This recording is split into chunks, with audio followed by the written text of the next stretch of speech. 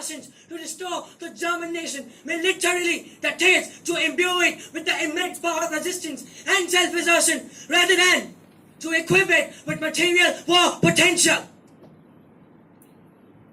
The horrid fate that is now taking shape in the East, and that exterminates hundreds of thousands in the villages and in the city places, in the marketplaces, and in the country, will be warded off in the end and mastered by us despite all setbacks and hard trials. But if this is possible at all, it is because the change has taken place in the German people since January 30, 1933. If Germany would have been the Germany envisaged under the Versailles Treaty, then Europe would have been long since swept away by the hurricane from Central Asia. When was a helpless goose ever not eaten by a fox? Because she was constitutionally incapable of harboring aggressive designs. Or when had a wolf ever deformed and become a pacifist? Because sheep do not wear armor.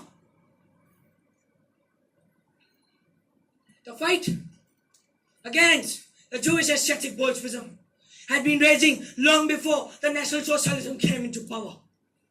The only reason why it had not overrun Europe during the years of 1990 and 20 was that it was then itself too weak and too poorly armed.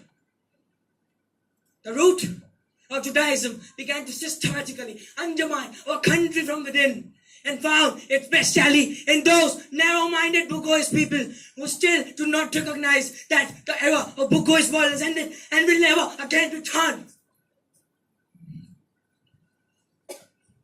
That the approach of the unbridled economic liberalism can only and only lead to self-destruction.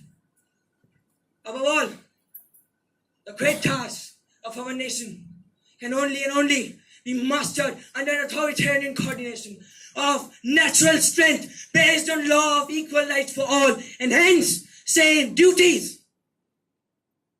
On the other hand, the fulfillment of same duties must necessarily entail on the equality of rights for all. The power of resistance of our nation has increased so tremendously since January 13, 1933, that it cannot be anymore compared with that of the former times. But the maintenance of this inner power of victory is by the same token the safest guarantee of final victory. If Europe today finds itself stricken with illness, then the stricken countries will either try to overcome the illness with their utmost exertion, or else they will succumb. God, the Almighty, has made our nation, and by defending its work, we are defending its existence. The fact that this defense is fraught with incalculable misery, sufferings, and hardships makes us even more attached to the German nation. But this also gives us a message that we have to fulfill our duty towards our nation in the most critical struggle, and not only towards those few noble, decent Germans, but also towards few and famous ones who show their backs to their own people.